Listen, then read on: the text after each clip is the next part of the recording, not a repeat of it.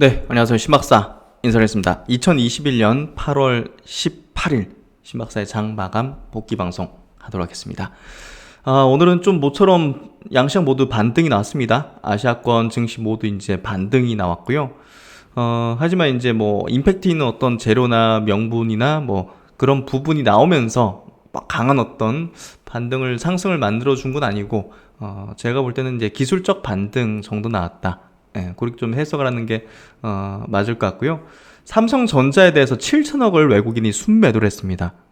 예, 근데 이제 다른 업종에서는 외국인들이 또 순매수, 그리고 코스닥 쪽에서는 뭐 또 대량으로 순매수를 했거든요. 그래서 사실 반도체만의 문제인지 시장 전체에 대한 문제인지에 대해서 의견이 좀 분분한데요. 뭐 그거에 대한 어떤 여러 어떤 증권가의 의견들도 한번 체크해 보면서 기술적 반등이다, 바닥론이다, 예, 양립되는 그런 팽팽한 어떤 근거들, 그런 것들을 한번 체크해 보도록 하겠습니다. 그래서 일단은 오늘 시장은 이제 좋았긴 하지만요, 아직은 뭐 안심하긴 좀 이르고, 또 얕은 어떤 이제 반등에 좀 머무는 듯한 어떤 모습이 확연하게 좀 나오게 된다면 정도 좀 그 구간에서는 현금화를 좀 하는 그런 부분이 좀 필요할 거라고 생각합니다. 어쨌든 오늘 장 한번 정리해 보도록 하죠. 오늘 코스피 지수요 0.5% 올랐습니다. 3158포인트. 상승 종목 수가 하락 종목 수보다 3배 정도 많은 600여 종목. 코스닥 지수는 0.99% 상승했고요. 1021포인트 마감했습니다. 914종목이 상승했기 때문에 하락 종목 수보다 한 2배 이상 많았던 그런 상승의 이제 강한 어떤 흐름이었고요. 코스피 시장에서 외국인은 2,600억을 순매도했는데 삼성전자를 7천억 순매도했으니까 다른 종목들은, 다른 업종의 종목들은 샀다는 거죠. 그리고 기관이 모처럼 오늘 양시장에서 순매수, 특히나 코스피에서는 4,100억을 순매수했습니다. 그래서 연기금 좀 들어오면서 지수 좀 방어하는 그런 흐름이 전개되는가 한번 지켜봐야 될 것 같고요. 외국인들 2,500계약 정도 선물 순매수했습니다. 그래서 오늘은 뭐 확연하게 좀 수급도 나쁘지 않았고, 삼성전자 빼고는 수급도 나쁘지 않았고, 지수 흐름도 반등 흐름 명확하게 좀 만들어졌고요. 아시아권 증시도 이제 반등했습니다. 니케이 이제 일본 증시 0.5% 상승, 홍콩 0.8% 상승, 대만 0.99% 상승으로 밑꼬리 그리면서 양봉으로 탁 쳐올리는 그런 흐름 전개됐죠. 그리고 상해 종합증시 1% 상승에서 여기 이제 저점대를 깨는 형태로 나오진 않았기 때문에 그래도 괜찮은 모습이었고, 홍콩도 여기서 요 저점 7월 27일 저점을 깨면 이거 좀 심각해지죠. 근데 깨지 않고 이렇게 나왔는데요, 조금 더 지켜봐야 되겠습니다. 추세적으로 반전된 건지 단순 또 기술적 반등인지는 봐야 되겠지만, 아직까지 지금까지 놓고 보면 기술적 반등에 불과한 편이죠. 그렇게 좀 보면 될 것 같고요. 어쨌든 오늘 전체 수급을 보면요, 외국인이 2,600억을 코스피에서 팔았지만 전기전자에서 5,700억을 팔았고, 나머지 업종은 의약품은 오늘 좀 팔았네요. 어제는 많이 샀는데 다른 업종은 골고루 샀습니다. 샀죠. 그리고 오늘 하이넥스도 샀습니다, 외국인이. 그래서 삼성전자만 그냥 패대기 쳤다, 이렇게 보면 될 것 같고, 코스닥 쪽은 외국인이 거의 2천억 가까이 순매수했어요. 그래서 오늘 모처럼 외국인이 그냥 코스닥을 견인해주는 그런 모습. 그러니까 이제 지수가 조정 이렇게 받을 때 코스닥이 조금 더 매력적이라는 수급이 좀 더 붙는 것 같아요. 그런 부분들이 오늘 좀 작용된 것 같고, 코스피 지수 차트 보면 여기 이제 양봉으로 오늘 좀 바뀌긴 했죠. 그래서 요걸 빨리 여기처럼 61선 요때 붕괴했을 때처럼 빨리 회복을 해버리면 된다. 여기처럼. 그래서 여기 이렇게 되면 좋겠죠. 어쨌든 일단은 뭐 기술적 반등이 오늘은 좀 나왔다. 코스닥도 마찬가지로 여기 보시면 121선까지 오늘 내린 듯 하다가 밑꼬리 그리면서 올려치는 형태. 그래서 이런 데서 이런 것처럼 나왔죠. 나와도 이렇게 올라가다가 또 빠질 수도 있는 거예요.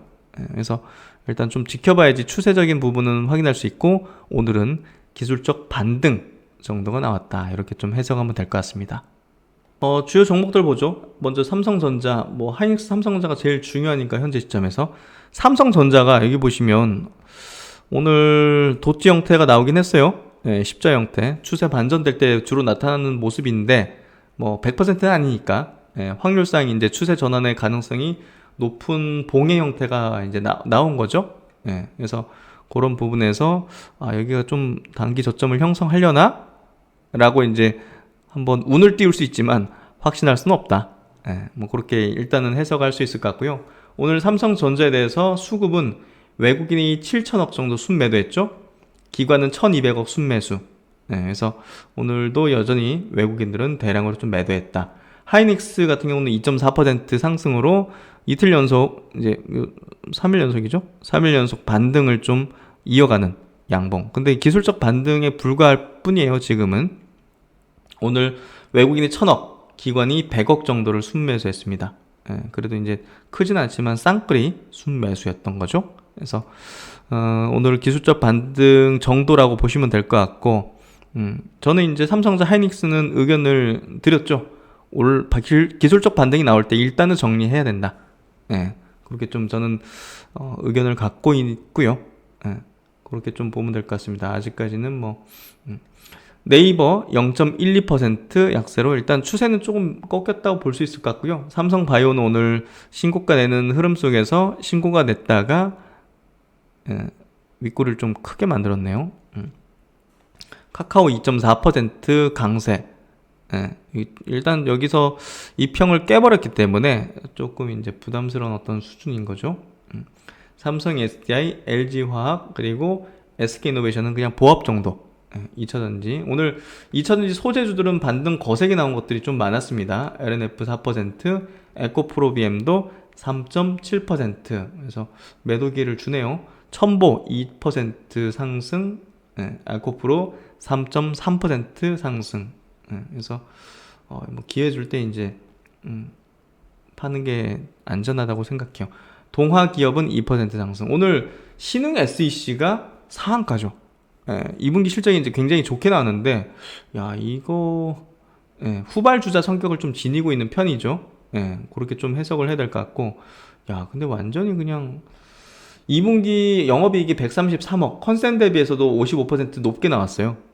그러면서 이제 화끈하게 그냥 상을 쳐버리는 그런 흐름이 전개됐습니다. 어쨌든 오늘 2차전지 소재들은 반등 좀 거세게 나왔고요. 바이오 섹터도 이제 대체적으로 좀 좋았던 편이에요. 그래도 플러스 종목들이 월등히 좀 많았죠. 클래시스, 레고캠바이오 4%대, 노바렉스 4%, NK맥스도 오랜만에 5% 상승 만들어주는 흐름 좀 전개되면서 오늘 바이오 주식들 좋았어요. 레이도 4% 상승. 오늘 이제 HLB가 코로나 백신을 개발하는 회사를 또 이제 글로벌 권리를 이제 인수한다. 근데 베트남 쪽에서 임상하는 거라 가지고 이거를 좀 단기 모멘텀 정도가 아닐까 싶은데요. 어찌됐든 왜냐면 뭐 베트남에서 임상한 거를 딴 데서 인정을 잘 안 하기 때문에 글로벌로 이렇게 좀 글로벌리하게 좀 판매하는 데는 뭐 성공하더라도 판매하는 데는 좀 쉽진 않죠. 그래서 일단 일시적으로 좀 올려주는 제로 성격의 흐름이었을 거라고 좀 보여집니다. 그 정도 보시면 될 것 같고, 셀트론 헬스케어는 0.3% 약세. 셀트론 제약이 실적이 굉장히 좋게 나왔죠. 2분기 실적이 전년 동기 거의 200% 증가했어요. 영업이익 166억. 그래서 SC 제형도 이제 국내에서 팔 예정이기 때문에 하반기에도 실적이 상당히 좀 좋을 걸로 보여지고요. 뭐 3사 중에서 주가 탄력 면에서는 뭐 셀트론 제약이 제일 강한데 실적에 대한 부분이 아마 선행적으로 이렇게 선반영되는 측면이 좀 있었던 것 같습니다. 주가 탄력은 이제 제일 좋다 이렇게 좀 언급 드렸었죠. 그래서 셀트론 제약은 오늘 1.3% 강세, 셀트론은 보합 정도. 그래서 이렇게 좀 됐고요. 오늘 크래프톤이 연일 지금 강세입니다.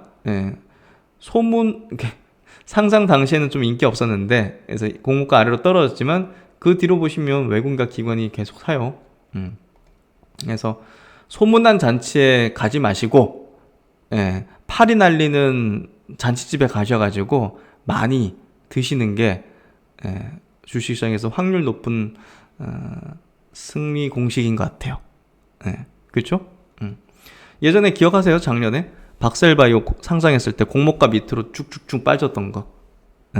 그게 30배 갔죠. 2달 만에. 소문난 잔치에서 뭐 드시려고 가지 마시고요. 예, 조금 팔이 날리는 것들 중에서 다 잡으면 안 되겠죠? 예, 진주 같은 애들을 발견해야겠죠. 크래프톤은 제가 좀 강조를 드렸던 것 같아요. 예, 요건 이제 직접 저도 게임을 해본 사람의 입장에서, 그리고 글로벌리하게 지금 매출액이 뭐 엄청나게 나오는 그런 어떤 가장 성공한 글로벌 게임이죠, 우리나라에서. 예, 그래서 그런 부분에서 볼 때 신작에 대한 출시 모멘텀을 9월 달에 또 끼고 있다는 거는 사실상 이 공모가 밑으로 떨어지면 기회였던 거죠. 그래서 지금 시장 대비 강한 흐름을 계속 이어나가고 있습니다. 오늘 카카오뱅크가 올라가다가 좀 밀렸어요. 수급은 쌍끌이로 좋았는데 조정 성격이 아닐까 싶은데요. 어쨌든 카카오뱅크가 상장해서 굉장한 기대 가치를 좀 받고 있는 것 같습니다. 그래서 종목 요 정도 체크를 해보고요. 오늘 외국인과 기관의 이제 동시 순매수 종목을 좀 체크를 해보면, 코스피에서 SK하이닉스, 크래프톤, 카카오, HMM은 이제 좀 기술적 반등이라고 좀 보기 때문에 요거는 좀 조심해야 된다 생각하고요. 카카오뱅크, 에코프로비엠, LG전자. 그래서 8월 19일 이제 테슬라의 이제 AI 데이가 있죠. 그래서 전장 업체들에 대한 관심도도 좀 높아질 가능성이 있죠. 라이다가 아니라 이제 카메라 센서로 이제 자율주행을 이제 하는 거기 때문에 그런 부분에서 전장 업체에 대한 어떤 가능성들, 이런 것들이 좀 불 수 있다 생각이 되고요. LG전자 오늘 1.6% 상승 좋았네요. 한화 시스템이 최근에 주가가 좋습니다. 보시면 7% 강세. 야, 이거 거래가 늘어나면서 양봉으로 치고 기관 외국인들이 그냥 쌍끌로 순매수하는 흐름입니다. 그래서 최근에 좋은 내용이 많이 나왔죠. 특히나 이제 원앱이라는 우주 인터넷 사업을 하는 글로벌 기업, 영국 기업에 대규모 투자를 했다는 거. 그거 투자는 단순히 하고 싶다고 할 수 있는 게 아니죠. 거기서 같이 하면 잘 되겠다는 생각을 드는 그런 기업하고 해야 되고, 이게 국가기관 산업이기 때문에 한국을 인정한 거죠. 한국을 인정한 거고 한화그룹을 인정한 거기 때문에 한화 시스템은 상당한, 제가 볼 때는 성장의 가도를 달릴 가능성이 높다. 그래서 강조를 좀 많이 드렸던 종목이기도 합니다. 오늘 수급 좋았고요. 코스닥 같은 경우는 오늘 강하게 이제 또 2차전지 관련주들 반등 나오면서 수급도 좋았고, 기술적 반등이라고 저는 보기 때문에 나오지 못하신 분들은 나오는 기회로 삼는 게 필요할 것 같고요. 그리고 이제 바이오 종목들도 최근에 저점에서 수급이 좋은 어떤 종목들이 좀 있죠. 셀트론 그룹주들, 레코캠바이오도 어느 정도 저점을 확인하려는 그런 형태가 되고 있는 것 같아요. 이 중장기 이평 부근에서는 반발 매수세가 이제 좀 들어오는 것 같아요. 그래서 그거 참고 한번 해보시고요. 신규 상장주 큐라클 최근에 좀 좋은 것 같은데요. 큐라클, 그리고 셀리드도 이제, 셀리드는 조금 부담이죠. 올라오면 이제 갖고 있는 분들이 계시면 정리하는 게 좀 낫지 않을까 싶습니다. 그래서 종목은 요 정도 체크하도록 하겠습니다. 그래서 이제 오늘 시장은 조금 조용했던 것 같아요. 그런 부분에서 전략 관련된 리포트들을 이제 차근차근 하나씩 이제 봤는데요. 여의도권 증권가에서도 이제 의견이 좀 첨예한 것 같아요. 바닥이다, 뭐 조금 뭐랄까 문제 있다. 그러니까 조금 더 이제 뭐 하락이 좀 이어질 수 있다, 이렇게 좀 첨예하게 좀 갈리는 것 같은데요. 그 중에서 좀 공감이 갔던 리포트입니다. 이 DB금융투자에서 이제 나온 리포트인데요. 제목이 이제 반도체만의 문제인가 그것을 넘어선 현상인가. 결론적으로는 이제 그것을 좀 넘어선 현상으로 이제 강영기 애널리스트 분께서 생각하시는 것 같고, 이분 리포트 보고 과거 거도 쫙 봤었어요. 그래서 흠뻑 몇 시간 동안 이제 본 것 같은데, 그래서 논리가 굉장히 좀 탄탄하신 것 같고, 한번 들어보세요. 여러분도 지금은 많은 주장들을, 많은 의견들을 한번 들어보면서 어떤 논거에 대한 어떤 내가 생각지 못한 것들이 있었는가, 이런 것들을 확인할 필요가 있고요. 어쨌든 오늘 시장은 기술적 반등이었어요.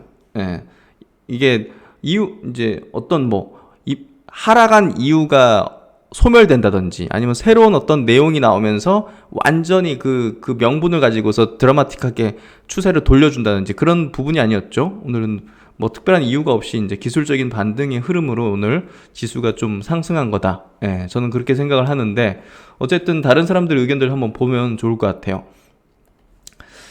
반도체 업종 관련 주식의 하락이 거칠게 나타나고 있다.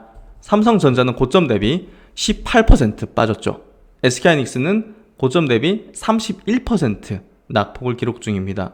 뭐 이틀 동안 좀 조정 상승 나오긴 했지만 고점 대비 이제 30% 정도 빠졌죠. 한국 주식시장에서 반도체 업종이 가지는 위상으로 말미암아 여러 매체를 중심으로 이 같은 모습의 성격을 규명하고 해석하려는 움직임이 지금 한창이죠. 정말 뭐 삼성전자 하이닉스에 대한 어떤 뭐 분석 영상들이라든지 이런 것들은 막 지금 엄청나게 쏟아지고 있습니다. 정말 뭐 어떻게 우리가 생각을 해야 될지 판단해야 될지 참 어렵죠. 예, 다 각기 다르고 하니까 참 주식이라는 게 그렇습니다. 우리는 이를 반도체만의 문제가 아닌 그것을 넘어선 현상이라고 판단하는데 다음과 같은 사항 때문이다. 한번 들어보죠. 첫 번째, 지금은 팬데믹 이후 필요했던 언택트 기관망을 구축하는 사회 전반의 작업이 일정 부분 이루어진 시기라고 봐야 한다. 그러니까 원래도 4차 산업혁명으로 이렇게 나아가고 있었고 우리가 막 모바일에서 뭐든 하던 뭐 소비든 이제 쇼핑이든 하던 그런 시대였잖아요. 클라우드든. 근데 코로나로 이제 더 집에 있게 되니까 못 나가니까 이 언택트에 대한 어떤 수요가 폭발적으로 증가하면서 이 기관망 구축 요게 이제 훨씬 더 빨리 이루어졌죠. 급속도로 속도가. 그래서 사회 전반에 이런 작업이 일정 부분 이루어진 시기라고 봐야 된다. 당연한 얘기지만 언택트 소비가 향후에 뭐 크게 줄지 않겠죠. 계속 성장하겠죠. 오히려 이제 더 기관망을 잘 구축해서 그 시스템을 많이 구축했고 우리가 오프라인에서 팔던 것들을 지금 막 온라인이라든지 이런 데서 파는 것들이 굉장히 많잖아요. 네이버 스마트 스토어. 그런 것들이 결국은 언택트 기관망을 구축하게 된 거죠. 그러니까 그 상점을 온라인에 갖다 놨으니까 더욱 이제 활성화 되겠죠. 언택트 소비가. 그래서 팬데믹 상황에서 이 언택트 소비 중심으로의 변화 속도가 가팔라졌지만 바이러스라는 특수한 환경을 제외하더라도 그 흐름만큼은 시대의 요구와 궤를 같이 하기 때문이다. 즉 그런 흐름으로 가고 있었는데 바이러스가 더 속도를 좀 가파르게 만들었다는 거죠. 다가와야 할 미래형 소비 패턴이 조금 더 빨리 찾아왔다는 말이죠. 이해되시죠? 그렇다면 언택트 중간재, 언택트 이제 기관망 구축을 위한 어떤 그런 재료들, 뭐 카페24라든지 네이버 스마트 스토어라든지 뭐 클라우드 수요라든지 이런 것들 얘기를 하는 거겠죠. 그래서 지금 코로나 터지고 나서 IT 개발자들의 몸값이 엄청나게 높아졌죠. 뭐 홈페이지 어플리케이션 만들어 달라는 수요가 엄청나게 폭발적으로 늘어났고 이런 것들이 결국은 그 이제 언택트 중간재죠. 그래서 수요가 폭발적으로 증가하는 때는 정점을 지난 것일 수 있다. 정점. 계속 늘어나겠지만 정점 자체. 이렇게 늘어나고 있었잖아요. 이런 수요가. 근데 코로나로 막 이렇게 돼가지고 앞당겨진 거죠. 그걸 구축하는 수요가. 그래가지고 앞으로도 늘어나겠지만 그 속도가 이렇게 좀 둔화되는 그런 걸 수 있다는 거죠. 그래서 그런 부분이 결국은 그런 이 언택트 기관망을 구축하는 데 필요한 게 뭡니까? 결국 반도체잖아요. 그래서 즉 반도체를 넘어서 유사한 성격을 지닌 산업에 포괄적인 영향을 미칠 수 있는 일이 진행되는 것이다. 이해되시죠? 그래서 대만하고 한국 증시 이제 주요 기업들이 이제 그런 언택트 기관망을 구축하는 주요 이제 산업들이잖아요. IT 산업들. 그러다 보니까 조금 더 선제적으로 선행적으로 이렇게 좀 빠지는 게 아닌가 하는 생각이 좀 듭니다. 둘째, 이 같은 산업의 동향에 따라서 완화적 통화 정책의 필요성이 감소하고 있다는 점도 고려를 해야 된다. 그러니까 팬데믹 상황에서 중앙은행들이 유동성을 엄청나게 풀었죠. 뭐 연준 막 무제한 양적 완화 막 듣도 못한 그런 것들이 결국은 돈이 막 엄청나게 풀리니까 야, 뭐 다 집에 있고 집에서 다 쇼핑하고 막 집에서 뭐 업무 보고 그러면 빨리 뭐 그 언택트 기간만 구축하는데 그런 어떤 유동성들이 보다 더 이제 거기에 또 일조를 했던 거죠. 유동성 확대가. 그래서 부인할 수 없는 사실이고 이 같은 모습은 과거 20년 전 밀레니엄 버그 우려가 존재하던 시기에 기억하시는 분들 계실 거예요. 밀레니엄.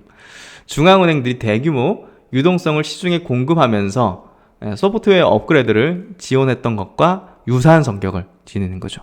그리고 이제는 언택트 기간만 구축 작업이 피크를 지나고 있다는 거죠. 막 끝났다 이게 아니라 피크를 지나고 있다는 거죠. 그렇다면 중앙은행에서 주도하는 유동성 공급도 그 필요성은 줄어들게 되겠죠. 더구나 물가 상승마저 나타나고 있는 시기다 보니까 연준 입장에서는 유동성 환경을 좀 변화시킬 명분이 좀 충분해졌고 이를 또 언급할 수 있는 시기도 임박해지고 있는 다가오고 있는 그런 시점에 있다. 이번 8월 26일이죠. 잭슨홀 미팅에서 테이퍼링 관련된 발언을 할 수도 있다는 그런 어떤 우려감들이 시장에 선제적으로 좀 반영되는 게 아닐까 하는 생각이 좀 들죠. 이 역시 반도체를 넘어서 포괄적인 주식을 그 영향권에 두고 있다. 반도체 넘어서 포괄적인 주식이라면 어느 정도 좀 성장 섹터의 어떤 종목들에 대해서 얘기를 할 수가 있겠죠. 셋째, 앞서 두 가지에 의해서 파생되는 제3의 현상도 숙고할 필요가 있다. 그간 언택트 기간만 구축과 유동성 확대는 팬데믹에 따른 침체로부터 회복의 동력으로 작용을 했었죠. 하지만 이제는 반대급부를 염두에 둬야 된다. 언택트 기간만 구축이 피크를 지나고 유동성 확대 필요성도 줄어든다면요. 그간 누렸던 모멘텀은요. 줄어들겠죠. 줄어드는 과정을 거쳐야만 하기 때문이죠. 이 부분 생각할 필요가 있죠. 이는 최근 탑다운 및 바텀업 지표로도 확인되고 있다. 매크로 지표의 개선세가 줄어든다거나 기업의 미래 실적 전망의 개선세가 감소하는 것. 그래서 미국의 이제 빅테크 기업들이 2분기 실적 발표하면서 3분기, 4분기는 그 성장세가 줄어들 수 있다. 언급했죠? 그리고 최근에 중국의 경기 지표가 좀 안 좋게 나오는 부분들, 매크로 지표의 개선세가 줄어든다거나 이런 것들이 조금씩 확인되고 있다는 거, 이런 것들이 결국은 시장에 이렇게 영향을 미치고 있는 게 아니겠는가. 이는 언택트와 더불어서 컨택 산업에도 일시적이나마 영향을 주게 된다는 거죠. 즉 이제 한국 주식시장에서 이 반도체 업종 관련주들의 이런 하상이 피상이라면, 그런 어떤 현상이라면 그 저변에는 언택트 기간망을 구축하는 사회 전반의 작업이 일정 부분 이뤄진 점, 이미 이제 이뤄진 점, 이 같은 산업의 동향에 따라서 완화적 통화 정책의 필요성이 감소하고 있다는 점, 그리고 이들 두 가지에 의해서 그간 누렸던 모멘텀, 그게 이제 대표적인 어떤 뭐 IT라든지 성장 섹터의 어떤 종목군들이었을 텐데, 보다 더 이제 앞으로도 성장하겠지만 그 속도가 더 가팔라지고 더 각도를 세우면서 이제 모멘텀을 누렸다는 어떤 점. 근데 이제 그런 모멘텀이 줄어든다는 점이 또아리를 좀 틀고 있는 게 아니겠는가. 메이저가 팔고 있는 게 좀 보여줬다는 얘기를 들었을 때 그 이유로서 그들이 뭐 짜고 치듯이 그런 게 아니라 이런 것들이 점차적으로 인식되어지면서 메이저 단에서 매도의 어떤 부분들이 서서히 좀 나타난 게 아니었을까. 보다 폭넓은 변화가 찾아오고 있는 것이다. 단순히 반도체만의 문제로 떨어진 게 아니라 이게 다른 산업 전체적인 어떤 확산이 될 수 있는 가능성이 있다는 거죠. 이미 미국 및 일부 유럽을 제외한 대부분의 주식시장이 변동성을 좀 키우는 단계로 진입을 하고 있다. 전략적으로 다음의 선택이 바람직하다고 본다. 상대 수익률 관점에서 주식시장의 변동성 확대 환경에 프리미엄을 받는 주식의 비중 확대를 주장한다. 이게 무슨 얘기냐면요. 주식시장이 조금 이제 변동성 확대는 이제 좀 빠질 수 있다는 거죠. 빠지는 그런 환경에서 오히려 이제 프리미엄을 받는, 오히려 이제 이런 변동성 환경에서 뭐랄까 좀 상대적으로 좀 향후에 좀 나올 수 있는 그런 어떤 가치를 받을 수 있는 주식의 비중을 확대를 추천한다. 대표적인 게 이제 좀 방어적이면서 뭐 인플레이션 환경 속에서 제가 이제 강조드린 게 음식료 업종이잖아요. 예, 그런 거 방어적인 쪽, 예, 결국은 변동성 클 때 방어적인 쪽, 예, 그리고 인플레이션의 수혜를 보는 쪽, 음식료 업종, 예, 이런 걸 좀 고배당과 저변동성 성격을 지닌 주식이 대표적이다. 고배당의 어떤 그리고 저변동성의 어떤 성격을 두 업종이 좀 가지고 있기 때문에 요게 좀 낫지 않겠는가, 대안적으로 요 얘기를 하는 거죠. 그래서 뭐 주식 싹 다 팔지 말고 이쪽은 좀 사던지 하는 게 낫지 않을까, 이렇게 좀 하는 것 같고요.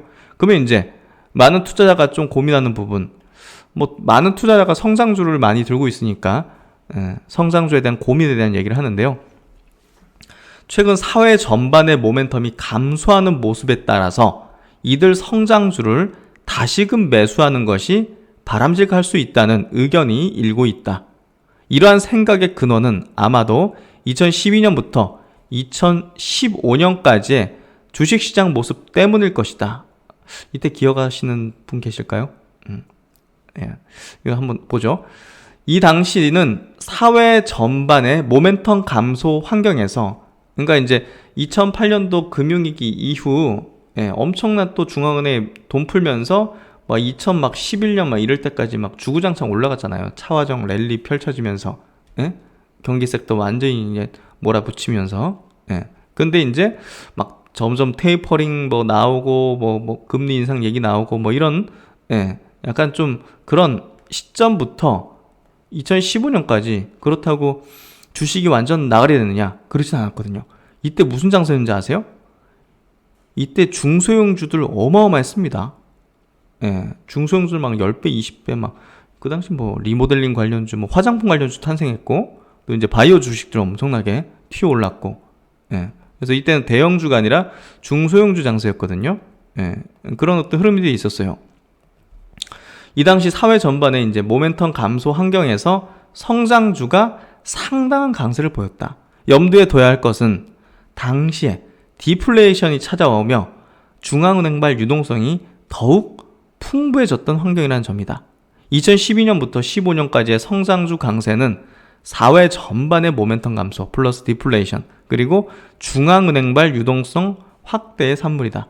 지금은 이 상황이 다소 상이한데 사회 전반의 모멘텀 감소가 중앙은행이 유동성을 줄이려는 과정에서 찾아온다는 점을 주목을 해야 된다. 그러니까 이제 2012년, 15년은 상황하고 지금은 좀 다르다는 거예요. 지금 현재는요, 이렇다는 겁니다. 사회 전반에 이제 모멘텀이 좀 감소하고 있고, 인플레이션이 작동되고 있고, 중앙은행발 유동성의 축소의 어떤 방향으로 나가고 있다는 거죠. 그렇기 때문에 위험을 알리는 신호가 나타나고 있는 이런 상황에서 무리하게 성장주로 복귀하기보다는 상식적인 관점에서 대응하는 것이 바람직하지 않겠는가 조심스럽게 권하여 본다 하면서 조심스럽게 성장주는 조금 부담이다. 환경 자체가 조금 리스키하다. 그래서 그런 의견을 좀 하고 있고요. 그래서 이제 뭐 무슨 업종을 팔고 무슨 업종을 사야 된다 이런 얘기를 좀 드리기보다는요. 이 논리는 상당히 좀 저는 공감되는 부분인 것 같아요. 그래서 지금 뭐 주요 이제 성장 섹터들이 대체적으로 조금 고점권역을 형성하기 시작했고 오버슈팅이 나오는 시점들이 좀 있었고 뭐 그런 것들이 조금 뭐 유동성 환경도 조금 이제 축소 방향으로 이제 가는 그런 어떤 뭐 이제 기조로 좀 선회할 걸로 보여지고 뭐 이런 것들이 결국은 무작정 포트폴리오에 뭐 성장 섹터만 막 꽉꽉 들어차가지고 하는 것보다는 뭐 음식료 업종이라든지 저번에 이제 건설 업종에 대해서 제가 조금 사이클적이다 이렇게 얘기를 드렸잖아요. 그래서 성장 섹터 말고는 제가 조금 더 힘이 있게 실어드렸던 쪽이 음식료 쪽하고 이제 건설 쪽이었는데요. 뭐 그 의견은 변함없이 저는 갖고 있습니다. 그래서 그런 쪽을 좀 보시거나 통신 쪽도 괜찮은 것 같아요. 방어적이니까. 그리고 이제 지금 현재 바이오 쪽은 종목별로 좀 차이가 좀 있겠지만 상대적으로 하반기에 지수보다는 좀 강한 흐름. 그리고 하반기에 좀 튀어오르는 종목들도 모멘텀상 이제 뭐 있을 걸로 보기 때문에 조금 다른 성장 섹터보다는 우호적으로 보고 있죠. 개인적으로도. 그래서 그렇게 좀 보시면 될 것 같고, 이번 반도체 하락이 외국인의 반도체 매도 집중이 반도체 문제에서 넘어선 현상으로 좀 될 수 있는 그 가능성들, 그거에 대해서는 조금 저랑 좀 공감되는 그런 의견이었던 것 같아서 한번 체크 한번 해드렸습니다. 그리고 이제 삼성증권에서 나온 리포트는요, 조금 상반되는 이제 의견인데요. 코스피 바닥 통과를 암시하는 세 가지 시그널이다. 그래서 조금 통계적으로 좀 얘기를 하는 것 같아요. 예. 요 이제 전략 담당하시는 이제 애널리스트 분께서 중요하게 보는 그런 지표 같은 게 있잖아요. 예. 그런 것들을 이제 좀 가지고서 통계적인 어떤 부분을 보니까 예를 들면 이런 거죠. 외국인이 코스피 지수 선물을 10일 누적이 보통 이제 맥스가 3만 계약 정도 이제 매도인데 누적으로 그 정도에 이제 들어와 있기 때문에 임계점이다. 여기선 턴을 할 것이다. 그러니까 통계적이죠, 지극히. 통계적인 어떤 얘기입니다. 그래서 이게 틀렸다 맞다 이게 얘기 아니라 이렇게 생각하는 사람이 있다는 거죠.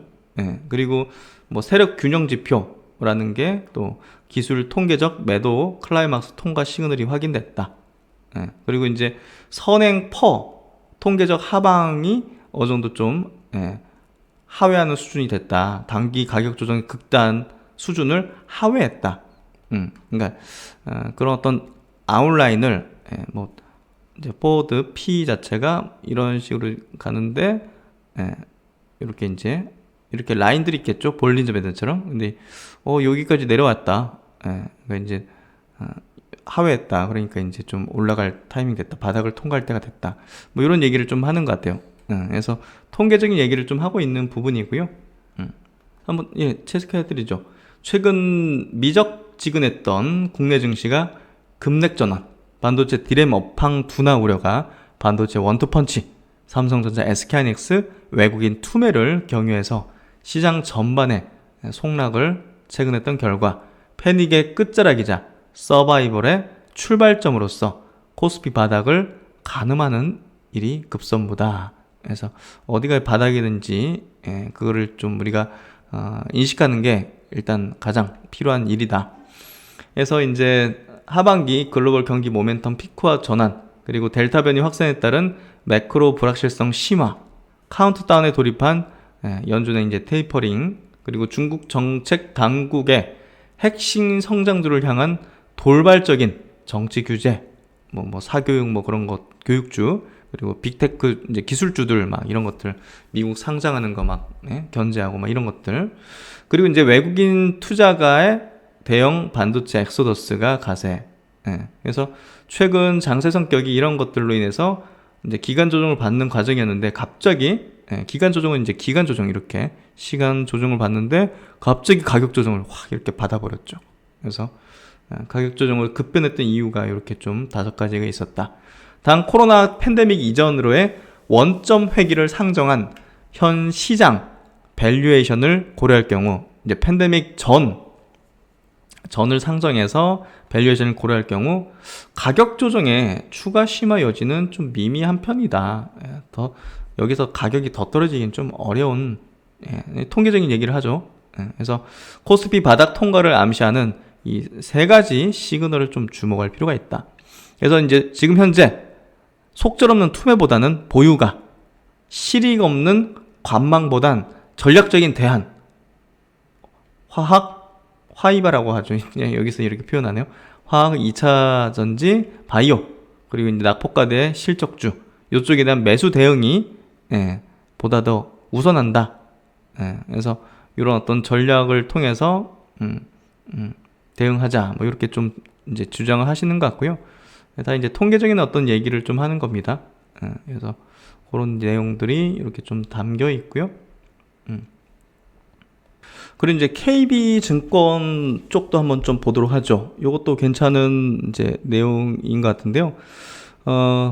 급락 코멘트 3가지 원인과 향후 대응 전략에서 일단 대응 전략에 대한 얘기도 같이 하고 있기 때문에 한번 이쪽에 대한 어떤 의견도 한번 볼 필요가 있는데요.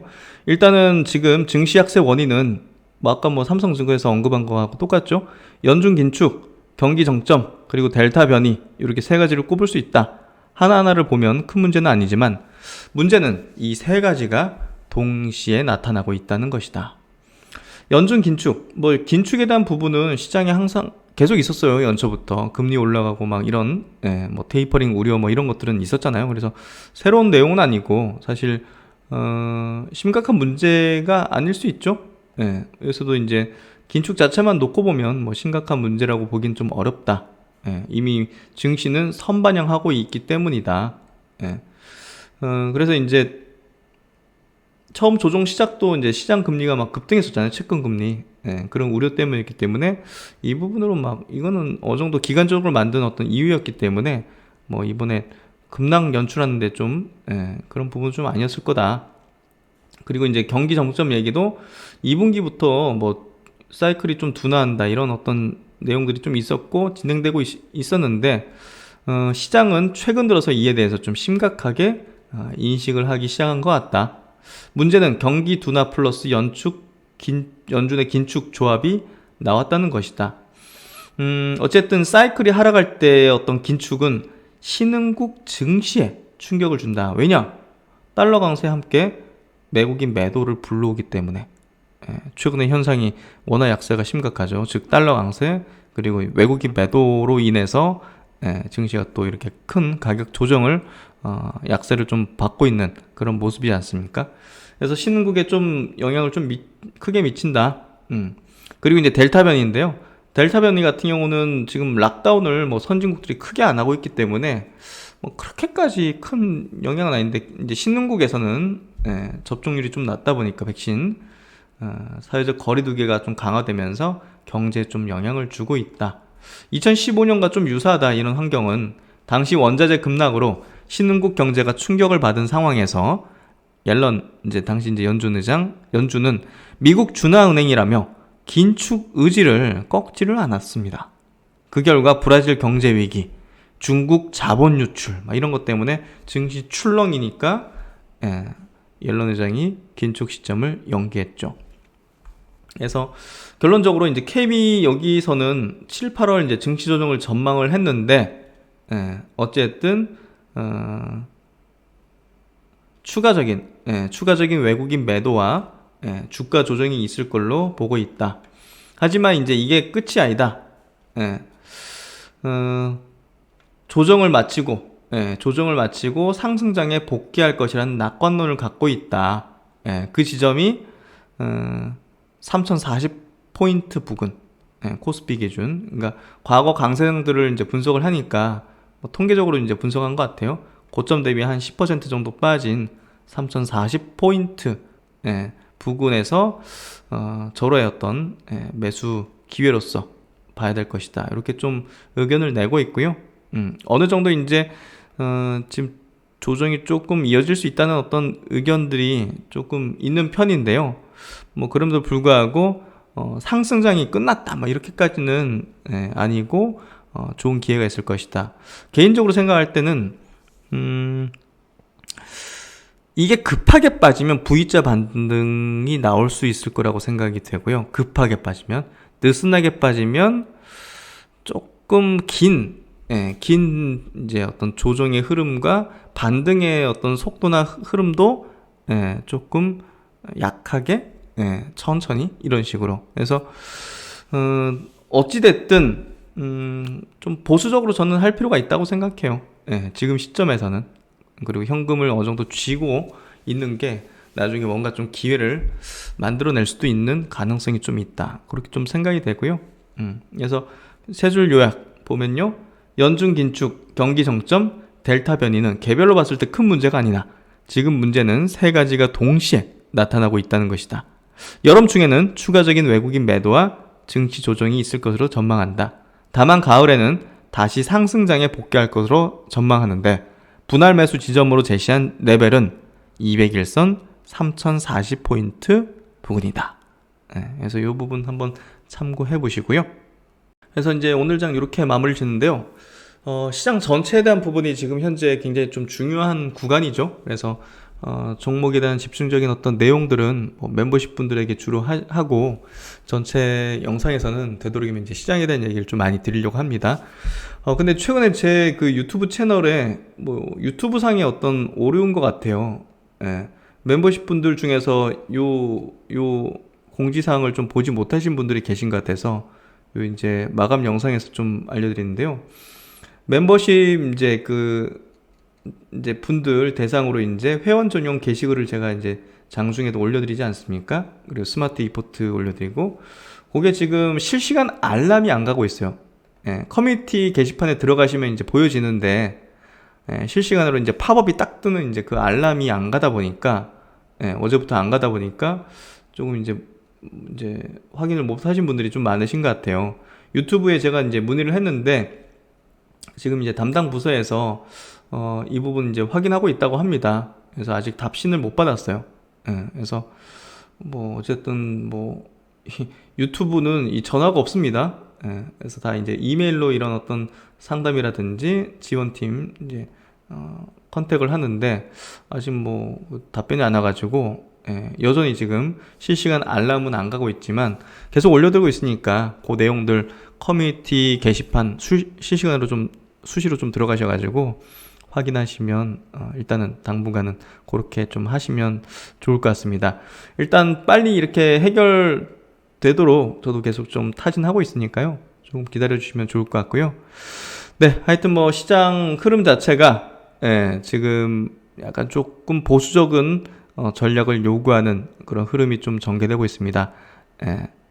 안전한 게 최고입니다. 최선이고 추후의 기회를 반드시 잡기 위해서, 그리고 그 기회를 제가 말씀드릴 때 여러분들이 오롯이 또 누릴 수 있도록 최대한 저는 지금 시장의 상황을 면밀히 좀 분석을 하도록 하겠습니다. 네, 오늘도 고생 많으셨고요. 좋은 저녁 시간 되시고, 퇴근하시는 분들 퇴근길 되시고, 신박사는 또 다음 시간에 유익한 내용을 가지고서 뵙도록 하겠습니다. 시청해주셔서 감사합니다.